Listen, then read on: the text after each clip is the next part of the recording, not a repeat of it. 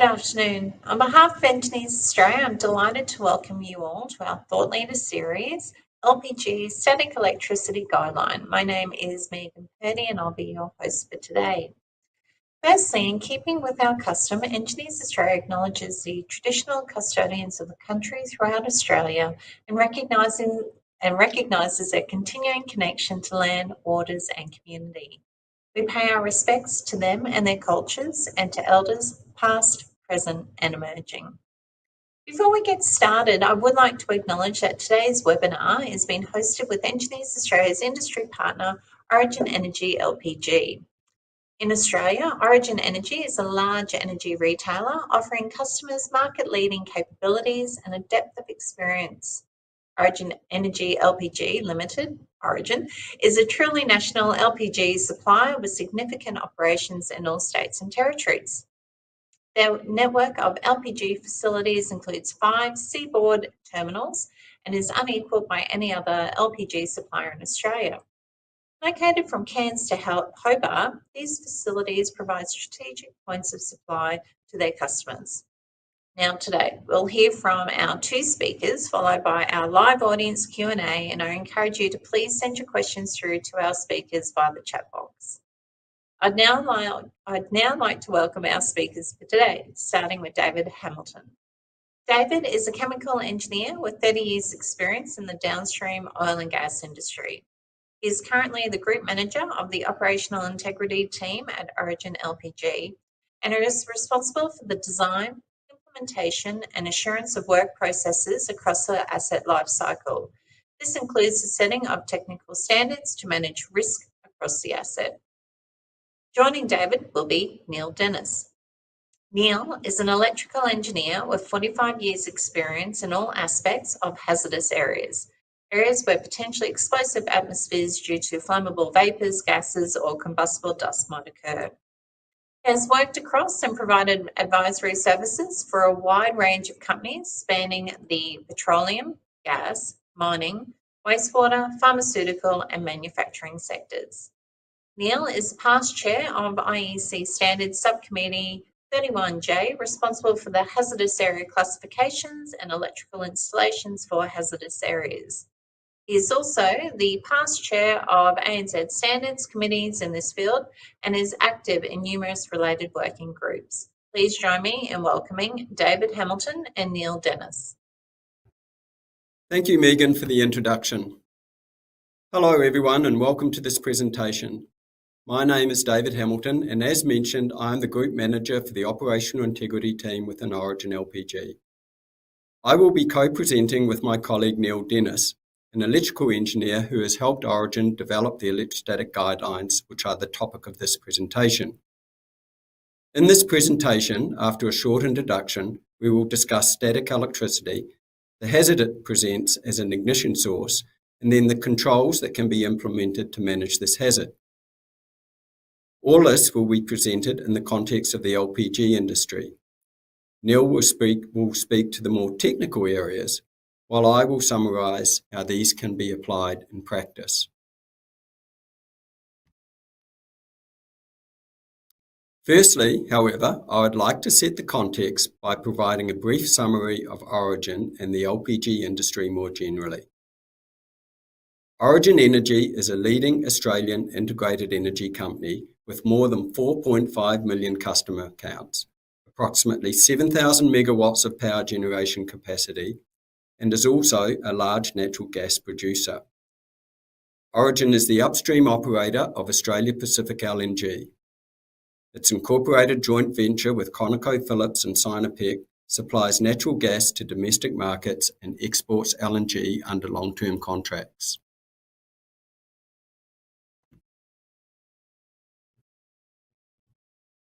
Origin LPG is a truly national supplier with significant operations in all states and territories.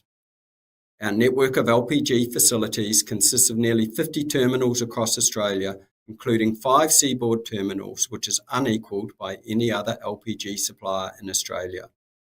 Located from Cairns to Hobart, these facilities provide strategic points of supply to our customers. As one of Australia's largest LPG suppliers, we offer a broad range of LPG services, including LPG tank installations, on-site refills, and bottled gas deliveries. We also supply our product to authorised dealers nationally who offer cylinder exchange and refilling services.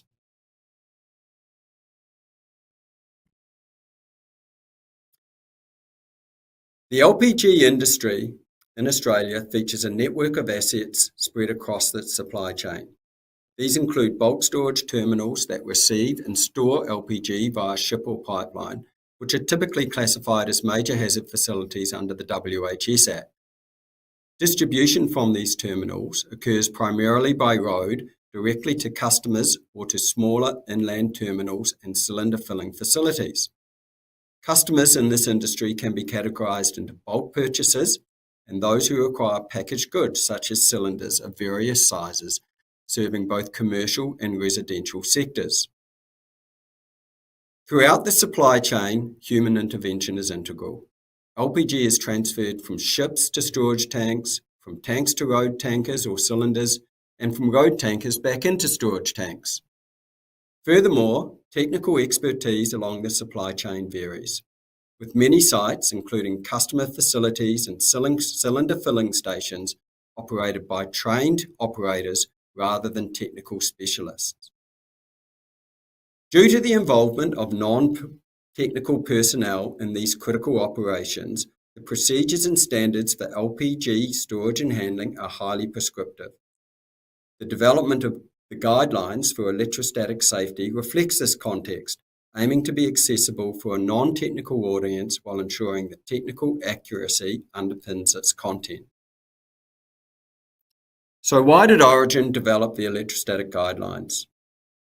In 2020, at one of our terminals in New South Wales, a fire took hold while one of our team members was filling an LPG cylinder on the carousel.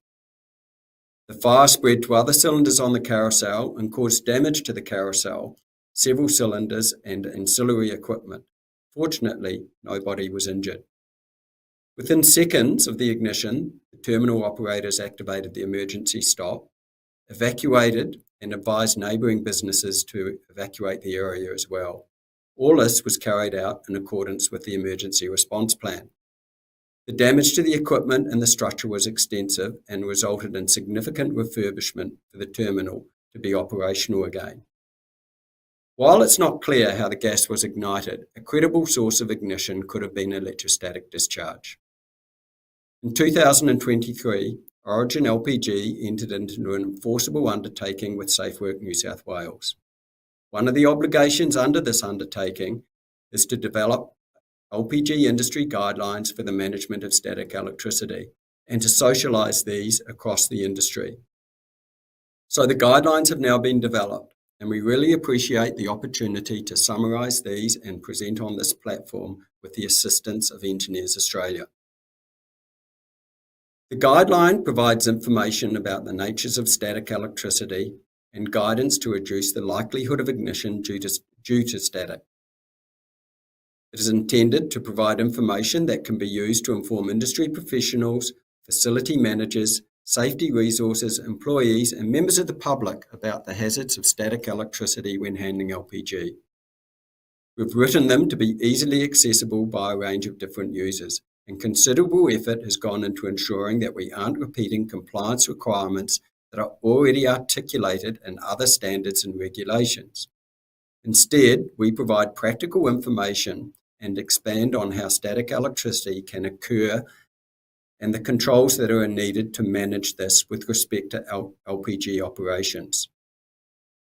The guidelines are designed to be used in consideration with relevant corresponding standards and any other relevant instruction issued by regulatory authorities. As summarised on the slide, the contents of the guidelines are an introduction to what static electricity is, an outline of the hazard of static electricity as an ignition source, and a summary of the controls to manage this hazard. In this presentation, we will provide an outline of some of the controls to manage the hazard, which includes earthing and bonding, the clothing people wear, PPE, procedural controls for typical LPG operations, as well as the appropriate inspection and maintenance. However, before we do this, I will firstly hand across to Neil, who will introduce static electricity and some of the technical concepts. Thanks, David. To introduce the topic, I'd first like to do a quick introduction to some basics and how this topic fits into the framework of relevant standards and legislation. The basic elements that are required to lead to a fire or explosion are understood by most people, as illustrated in this figure, and most people understand the need to exclude sources of ignition which might be present in locations where LPG or any other flammable gas could be present. The obvious sources of ignition, such as smoking and naked flames, are understood by most people and easy to identify. Less obvious is the use of electrical equipment that is not suitable for hazardous areas, as defined by the relevant standards, which we will touch on. Static electricity is also a less obvious ignition source and is a very common source of ignition. Static electrical charges are often associated with persons while undertaking tasks, and the need to be mindful about static electricity is therefore critical to avoid ignition of LPG. It needs to be pointed out that all flammable gases and flammable vapours have different ignition and combustion characteristics. There's no relationship between one characteristic and the next, and there's no relationship to the chemical formula. The graph on the right illustrates the difference in sensitivity of some common gases with respect to ignition by static electricity and the variances in ignition energy within their flammable range. Propane, methane, and other gases have similar ignition energies, while hydrogen is far more sensitive to ignition by static electricity over a much broader concentration range. The guide has been developed for LPG, and while the principles can be applied to other gases and particularly hydrogen, which have these different characteristics, may not be relevant to all of the details in the guide. In industrial and larger commercial installations, the probability of a flammable gas or vapour condition is assigned through the hazardous area classification process in accordance with AS NZS 60079.10-1. The requirement to consider all areas of possible fire or explosion hazard comes through various references in legislation in all states. The latest details for the standard 60079.10-1 are also presented in the figure on the right. AS NZS 60079.10.1 is derived from the IEC parent document, and there are a number of Australian experts involved in the development of that document. The adoption in Australia is accompanied by a significant supplement, which includes many situational examples and other guidance, including examples for LPG storage and handling. The classic for an LPG cylinder is a truncated cone around the cylinder as a Zone 2 area. Accompanying AS NZS 60079.10.1 for the classification of hazardous areas are many other parts of the AS NZS 60079 series, which cover the requirements to prevent ignition of a flammable atmosphere through various ignition sources. Key amongst these standards is AS NZS 60079.14 for all forms of electrical equipment. While electrical safety standards such as AS NZS 3000 don't cover some aspects of safety, it's important to identify that other regulations can also be applied to complete the links in relationship to the management of static electricity. The standards for static electricity controls have recently been restructured, as also shown in the figure on the right. There are other links through dangerous goods legislation, and standards such as AS 1596 for the storage of handling of LPG include details for static electricity. The previous edition of AS NZS 1020 has been revised, and the latest edition provides general requirements for the management of static electricity in all situations. SATS 60079.32.1 supersedes the earlier edition of AS 1020, specifically in relationship to the prevention of ignition of a flammable atmosphere by static electricity. AS NZS 1768 is mentioned here and provides requirements for lightning protection as a related earthing element. If earthing is provided for lightning protection, then this would also provide adequate earthing for static electricity, whereas the converse is not always true. The standards for the classification of hazardous areas and the control ignition sources from the previous slides are linked through the principles as expressed in this ignition equation.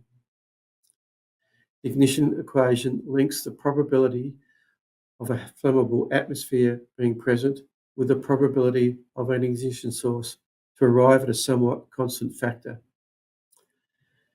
The equation is not based on time criteria, which is an important distinction when considering situations such as the handling of LPG. The equation is based on the logical relationship between the possibility of the explosive atmosphere and the probability of an ignition source. If this logical relationship is applied, it makes sense that the presence of a flammable gas could be normal at the time an activity is being undertaken, then the possibility for an ignition source needs to be rare for the period of this activity. Even if electrostatic charges on a person might not be common, they are not unusual, particularly if controls are not applied. As a result, the possibility of an electrostatic discharge should be managed at all times when handling LPG. Static electricity occurs through common everyday activities. It's almost impossible to completely eliminate in areas where LPG is present, but it can be managed. Understanding static electricity and how to prevent ignition is a critical element for the safe handling of LPG. Static electricity is an electrical charge that sits on an object due to either the object not having enough conductivity to allow the charge to move, or if the object is conductive, it might also be insulated such that the charge can't move off the object. Static electricity is generated by any movement between materials. That movement could be movement of persons, vehicles, belts, liquids, or other forms of movement. Some materials and combinations of materials are good at generating static electricity, and some materials are good at removing or dissipating static electricity. Some combinations are also bad for both generating or removing static electricity. The amount of static electricity will depend on the materials, the rate of movement, and other factors related to how the electrical charges can be dissipated. A static electrical charge can be discharged or cause a spark at any time when the charged item comes near other objects that are not charged or have an opposite charge. The most common example is when a person's body carries a charge which is then rapidly discharged as they go to touch other objects such as metal. We've all experienced this as zaps due to walking on carpets or the clinging of synthetic clothing. Generation of a static electrical charge does not in itself lead to a spark. For a spark to occur, the charge must first accumulate, and generally this accumulation occurs with non-conductive materials that cannot dissipate the electrical charge. Once the accumulation of the charge begins, a high voltage can build up, and that can lead to the spark. The accumulation of a large charge often requires a large surface area or volume, and larger items therefore present a higher possibility of sparking. Static electrical discharges in the form of a spark are very fast and can give off energy in the form of heat and light. That heat can cause ignition of most flammable gases, which we've previously established. The smallest spark we can sense as humans has about twice the energy needed to ignite LPG. This makes it difficult for persons to know if they've been undertaking tasks in a manner is either safe or unsafe, or if conditions have changed, which change the safety factors related to the possibility of ignition. Anti-static and static dissipative are both terms that are commonly used in relation to static electricity. Both have essentially the same meaning, and that is not able to generate or store an electrostatic charge of any significance. Anti-static is the outdated, non-preferred term but is commonly used by many people. Static dissipative is the current preferred term and is used in more recent standards for static electricity. Materials and clothing that are described as anti-static or static dissipative are needed where static electricity could be a hazard. The example provided here is for footwear, and organisations needing to consider static electricity also need to understand the different marking and safety functions for PPE. In the footwear example, electrical safety has a different marking for insulative footwear and might not be suitable for controlling static electricity on a person. Avoiding the accumulation of a static electrical charge is about reaching equilibrium between the rate of generation of the charge and the rate of dissipation of that charge at a low voltage or low level of charge. Reaching the point of equilibrium at a low voltage can be illustrated through the bucket analogy, which is presented in the figure on the right. If the flow of current into the bucket can't be retained or spills out easily, then a voltage or charge can't build up. If the flow or current leads to accumulation in the bucket, then the voltage or the head in the bucket will increase and eventually spill over at a high voltage, forming a spark. The point of spilling over could also be influenced by another object coming close to tip the bucket, leading to all the contents being suddenly released as a large spark. Fortunately, in many simple applications, this point of equilibrium can be established through the resistance of the items concerned. Also, since the charging current for most situations is very low, the safe management of a static electrical charge is normally possible with relatively high resistances. Even if a significant static electrical charge was accumulated, then discharge at a moderate rate through a high resistance will also prevent a spark. Calculating the safe point of equilibrium can be difficult, but AS 60079.32.1 has made this easier to do.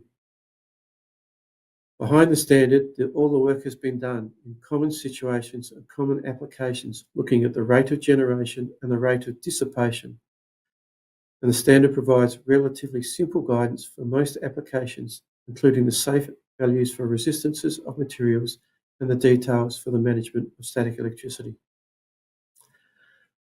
I'll now hand it back to David to talk about how this theory is put into practice and further details of the guide. Thanks, Neil. So we've heard a little bit about what static electricity is and the hazard it presents. So now let's discuss some of the controls that can be implemented to manage this hazard. First of all, I'll introduce the Static Electricity Control Plan. The recently released version of AS NZS 1020 recommends that for industrial sites, a static electricity assessment is needed to determine whether a static electricity hazard exists. If this assessment indicates the existence of a potential hazard, then a static electricity control plan is needed. The plan should provide an analysis of the hazard and include a summary of the control measures to reduce the hazard so far as reasonably practicable, or SAFAR. The appendices in this standard provide template examples of both the static assessment and the static control plan. As mentioned previously, controlling static electricity as a potential ignition source is based on two key principles. One, avoiding the mechanisms that lead to the generation of static, and two, providing a means for any charges to be dissipated. With this in mind, we can now look at some of the typical controls that would be needed to consider controlling static at an LPG site. These include earthing and bonding, clothing and personal protective equipment, procedural controls for typical LPG installations or LPG operations, and the inspection and maintenance activities. As we discuss these controls, it's important to consider which controls might be reasonably practicable based on the context of the operation. Some of the controls will be more effective at managing static than others, and this should be noted on the static electricity control plan.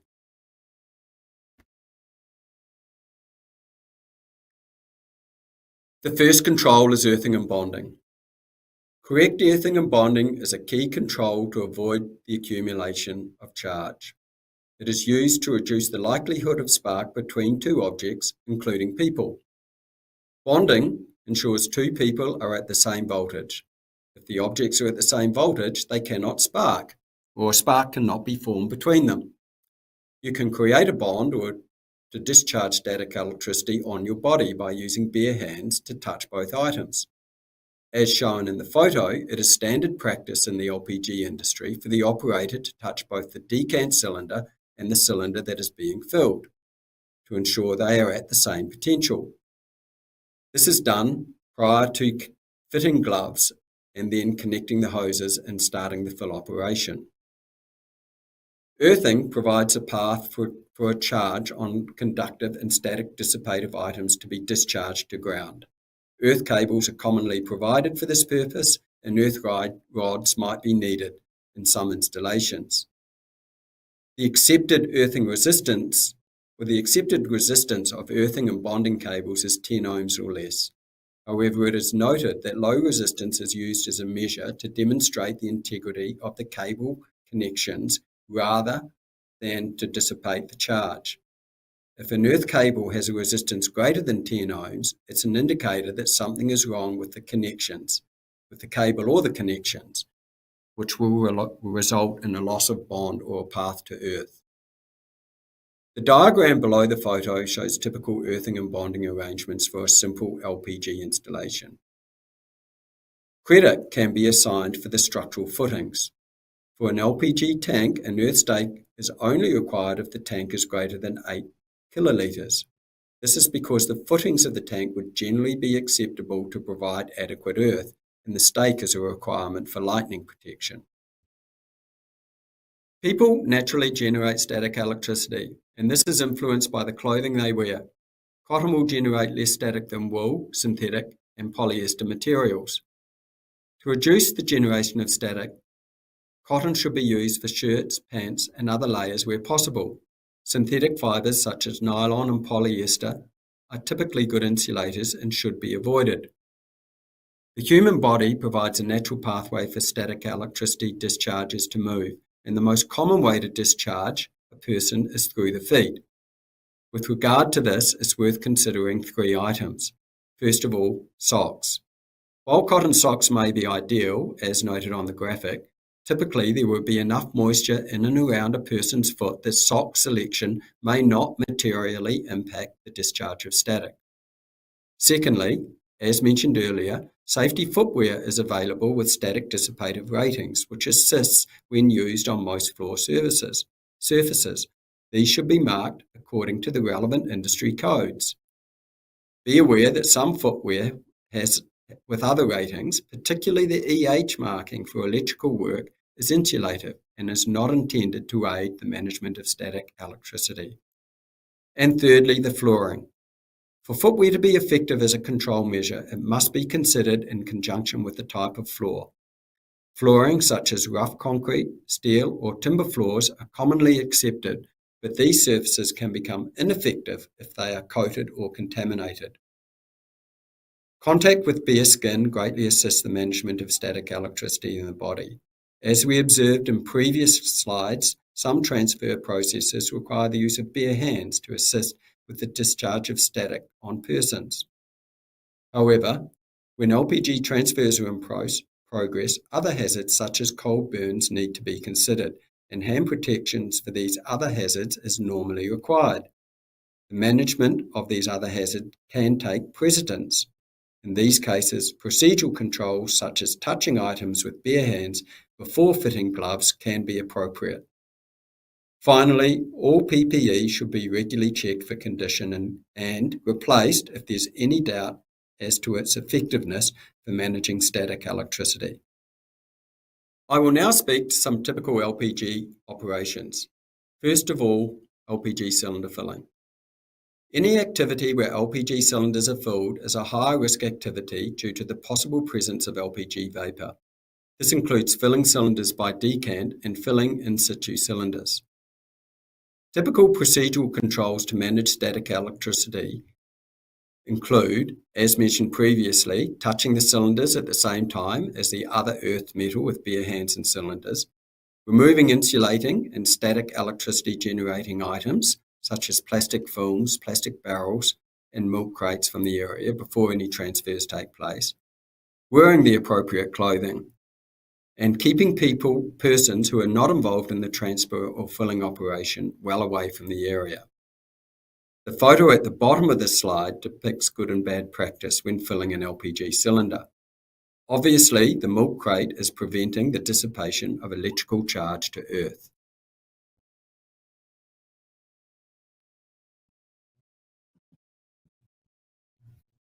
At bulk storage LPG terminals and customer sites, other control measures might need to be considered. Examples of more significant LPG handling activities at these sites include cylinder filling docks and transfer to and from bulk tankers. As mentioned previously, control measures for managing static need to be documented on the control plan, and they will include earthing and bonding and PPE, as previously discussed. Additional controls could include consideration of static dissipation from a forklift and the types of clamps that are used. Clamps should have sufficient pressure and be designed to penetrate any coatings or rust to achieve a contact resistance of less than 10 ohms. Dedicated uncoating earthing and connection points are also recommended. For sites with high frequency and higher risk transfers, it may be reasonably practicable to consider the use of additional measures. Examples of these additional measures include the use of personal testers or using earth monitoring systems on full bays for tankers.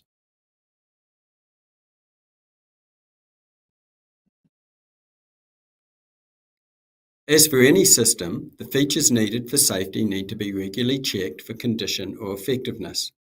These checks should be in accordance with industry standards, OEM recommendations, and regulatory obligations where applicable. The inspection should be listed on the static control plan, and where appropriate for safety critical equipment, they should link to the performance standards. In most cases, persons trained in the handling of LPG should be able to easily identify many items and carry out basic checks. However, in some instances, a qualified electrical trade person will be needed to carry out more complex inspections. There are often synergies with other required inspections for the site. As for electrical equipment in hazardous areas, for example, would also check for aspects that might mitigate the risk of static, including earthing and bonding.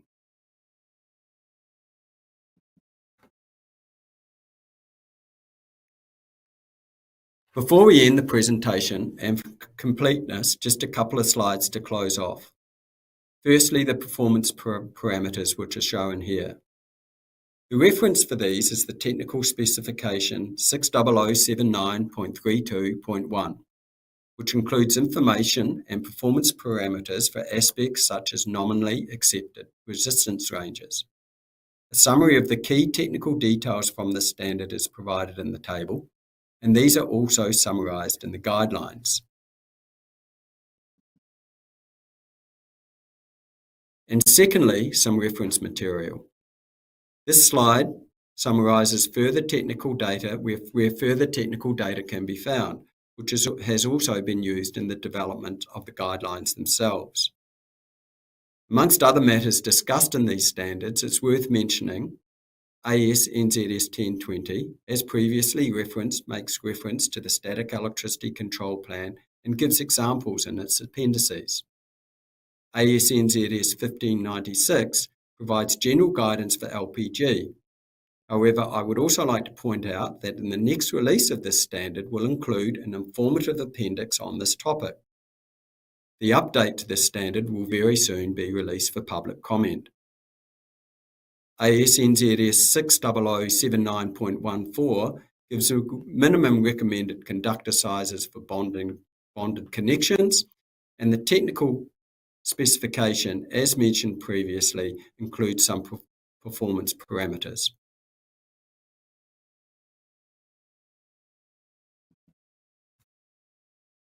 This brings us to the end of the presentation. As stated earlier, the developed guidelines are intended to provide practical assistance to people across the industry without being overly technical. We have endeavoured to define what static electricity is, discuss the primary hazard for static electricity being a source of ignition, and we summarised a suite of typical controls that can be used in the LPG industry for managing static. The controls that are actually adopted should be listed on the static control plan, which provides a transparent assessment of how the hazard of electrostatic discharge is managed to SFARP. Finally, in closing, I would like to thank Engineers Australia for the opportunity to present at this forum. I believe we are now opening up for any questions. Thank you, David and Neil, for your great presentations today. Now, before we move into the Q&A, I will firstly hand back to David, who'll share an update on the guidelines for you all. Thanks, Megan. Hello, everyone. So the guidelines, as I mentioned in the presentation, have been drafted, and these have now been published on Origin Energy's outward-facing website. The link to those guidelines will be posted in the chat of this discussion that we're having, the webinar. So you're obviously welcome to click on that link and read the guidelines at your own leisure as well. So thank you for that. Thanks, David. Well, now it's our audience's turn to get involved. So please ask our speakers your questions via the chat box. And don't forget to let me know who your question is directed to. A big thank you to everyone who submitted questions to our speakers while registering for today's webinar. So what I might do is actually kick off with a couple of those. One of the first questions that we have received, I'll direct this one to you, David. You've mentioned a number of controls that can be applied to manage the risk of static. Are you able to provide some guidance on how to determine which ones should be applied? Right. Thank you. Thanks for that question. So I can't really speak to a specific application. However, in general terms, I mean, the obligation, as I mentioned, is that the risk, you should be endeavouring to reduce the risk so far as reasonably practicable. So first of all, obviously, we should consider any compliance or regulatory standards as a minimum requirement. And, with respect to the presentation, potentially some obvious ones there around earthing and bonding and the testing requirements around them. However, further to this, and from a SFARP perspective, the types of things that you'd want to consider when you evaluate whether an additional control should be implemented are things like, is it technically feasible? Can it be operated, maintained, and validated? Does the additional control actually provide a reduction in risk? And if appropriate, you can complete a cost-benefit analysis, checking that the cost to implement the control is not disproportionate with the risk reduction. The static control plan, as I mentioned, can provide a transparent means of identifying those controls and applying this SFARP analysis, and you can, through that, determine whether they should be applied or not. Hopefully that addresses the question, Megan. Thanks, David. Neil, I'll bring you in. I've got a question which has come in from Amir in Victoria, and the question is, what is the most relevant national engineering standard companies in Australia must or should adopt? Yeah, thanks. I think we've covered that reasonably well in the presentation. with the identification of ASNZS 6007914, 1020 and 7932-1. So they're the primary standards, but there are also overseas standards such as API RP 2003, which cover the topic for specific industries. So in essence, you can follow the guidance from any of those standards as they would have specific elements for particular industries. Thanks for that, Neil. Well, Neil, I've actually got a few questions for you, so sorry about that, but here we go. The next one came through from Juan, who has actually asked a question from America. Is there a detector for this kind of static electricity? Yeah, a tricky question, depends on the application. Static electricity can certainly be measured, but it's normally measured as a one-off condition to assess the probability of it occurring in a situation. So you can do measurement of static electricity on a person or a belt or any other object. It's not generally applied as a detector as a continuous measurement basis that might be then applied for a safety system to take action if the static electricity increased at some point. So yeah, it's normally done as a one-off measurement using specific detectors for the situation. Excellent, thank you. I've got another question. Now, this question has come in from Wayne, who is based in South Australia.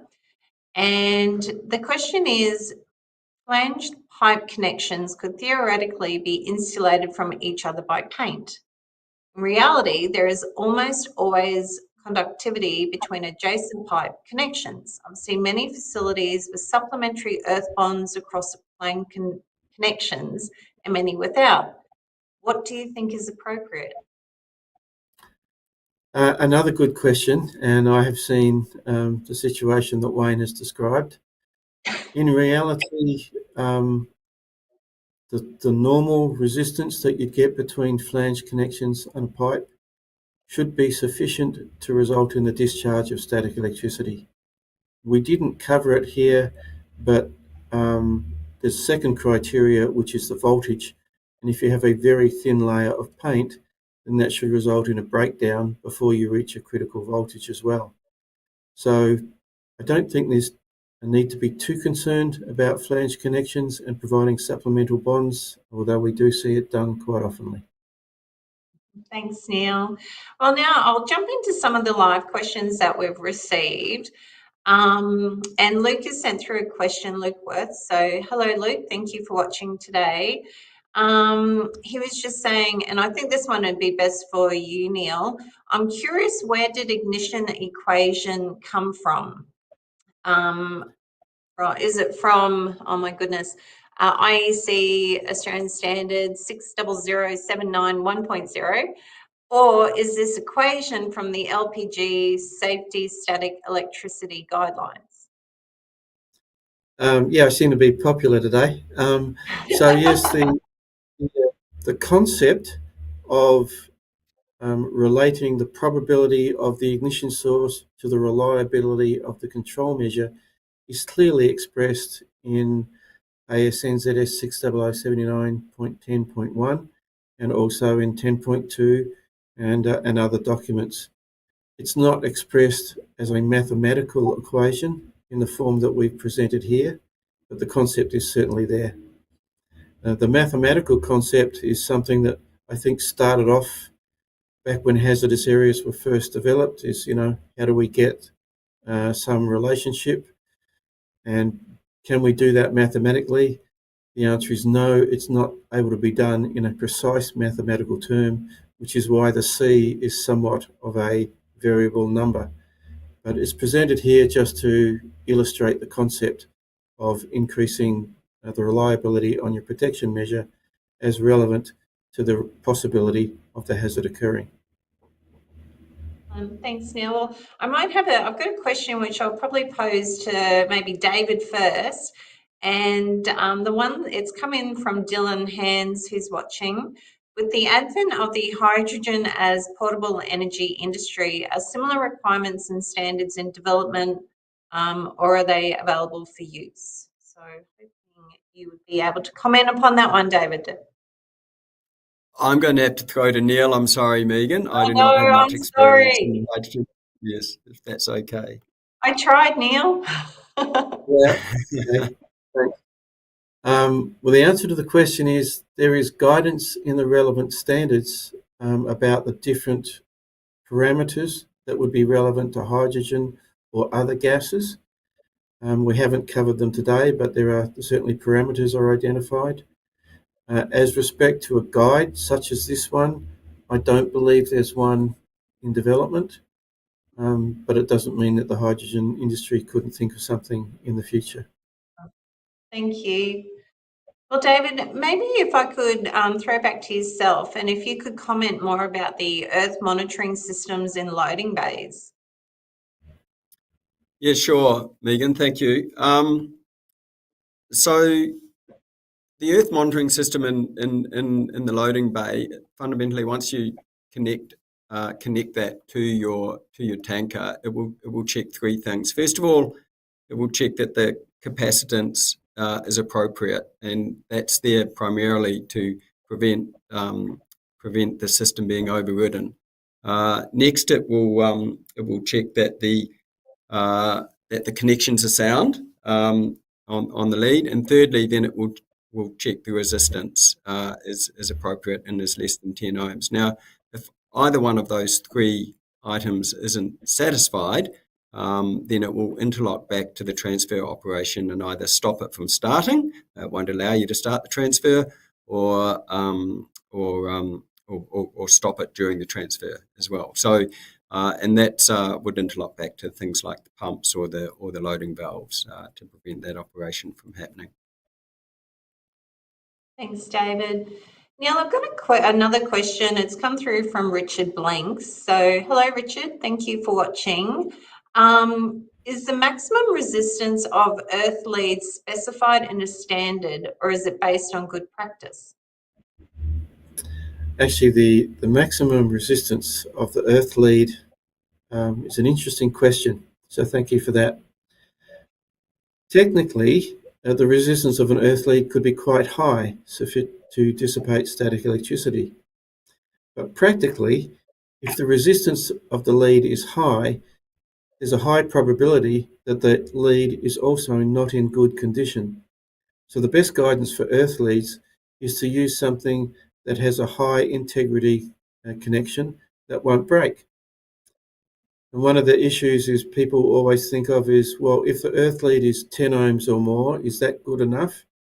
And the answer is yes, it could dissipate static electricity at millions of ohms. But if the resistance of the lead was more than 10 ohms, it's an indication that it's likely to break. And you don't know when that break could occur. So the best practice for earth leads is not to concern yourself too much with the resistance, but look at the physical integrity of the lead and make sure it's robust and the lead, the strands aren't breaking, and that the connections are made to a good point to earth so that you can be assured of that reliability of connection at all times. And thank you, Neil. Neil, I've got another question for you. I think we are coming to the end of the questions, and this one's from Alan Jones, so who's watching live. If steel bollards were placed within arm's reach of earth structures, would you encourage potential bonding of the bollards rather than relying on fortuitous earth contact through fixing bolts? Hope I got that right. You did, thank you. So again, another common question. The standards for hazardous areas actually suggest that if you have a unbonded item that is not likely to be subject to any voltage displacement, then there's not necessarily a requirement to bond it.